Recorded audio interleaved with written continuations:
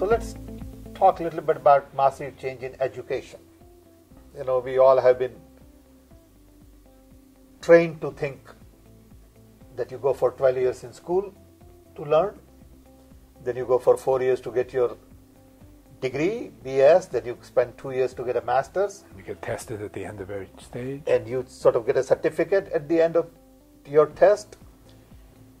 And the strange thing is the entire world follows this format. I don't know who decided that it should take 4 years to get a degree. Chinese take 4 years, Indians take 4 years, Americans take 4 years. Henry Ford would be very proud of this standardization and similarity. Exactly. That we How had. did that happen? Yes. And today, if I was to think of massive change in education, I would say, leave me alone. Let me learn by myself.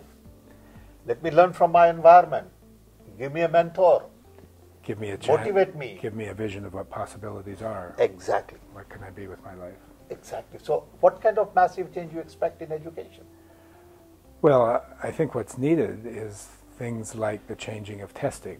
I think rather than testing to get out of a class or a learning situation, one should be tested to get in. Yeah, we talked about that, you know, getting in versus, you know, testing in versus testing out. Exactly. And when we do test, we shouldn't test for memorizing facts, we should test for the ability to do something.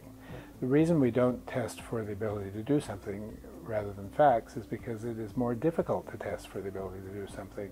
Yep. It's easy to administer tests if you test for facts. Just because it's easier doesn't make it right. Yeah, but that's what the world is doing. Yeah, I know. And parents in this country believe that these tests are some measure of how their kid is going to do.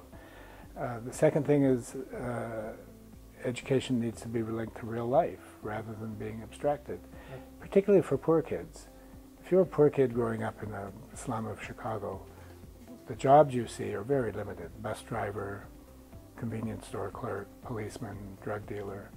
Why do you need an education if those are your activities? Absolutely. You don't see the possibilities.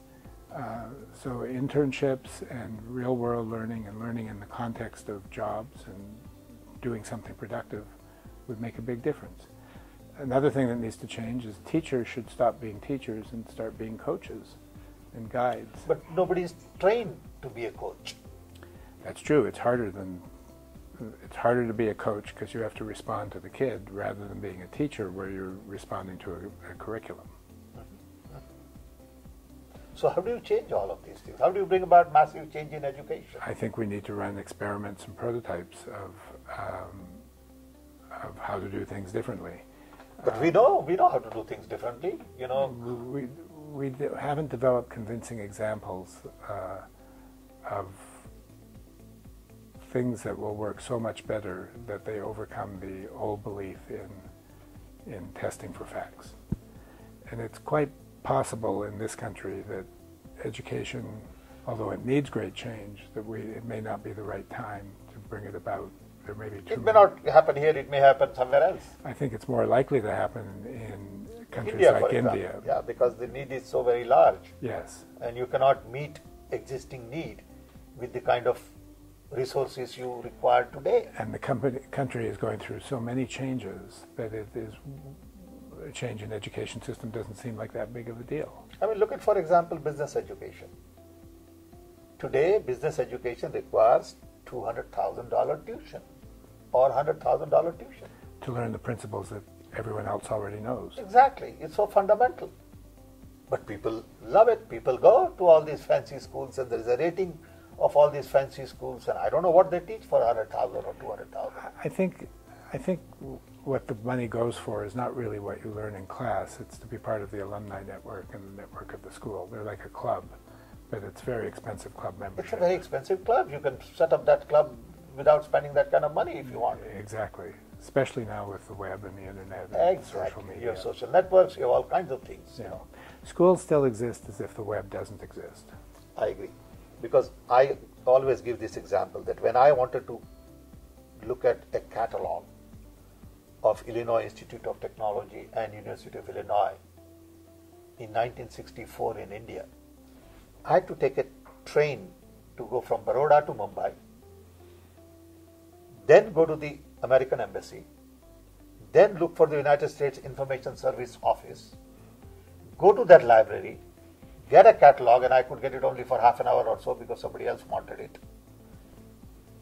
Write down all the courses and read a little bit. Take a train, go back to Baroda. Today I can do that on internet sitting anywhere. In 30 seconds. 30 seconds. Now, how do I plug that into today's education system to say, wait a minute, everything has changed? We aren't feeling the pain we should be feeling in our system. We're immune to the pain. If we didn't have immigrants coming from other countries to work on things like the internet boom, there wouldn't be an internet. There wouldn't have been an internet boom. Right. But how many people recognize that? Not many. That's right. And it's hidden. We think we're smarter than we are because we have an immigration policy that lets young people in and stay for a while. But people are even fighting against that. Yeah. So, but that's a different problem. Yep. So education requires massive change, according to me. Yes. But it's not going to happen overnight, and it's not going to happen here. It may start in India much sooner than here. Right.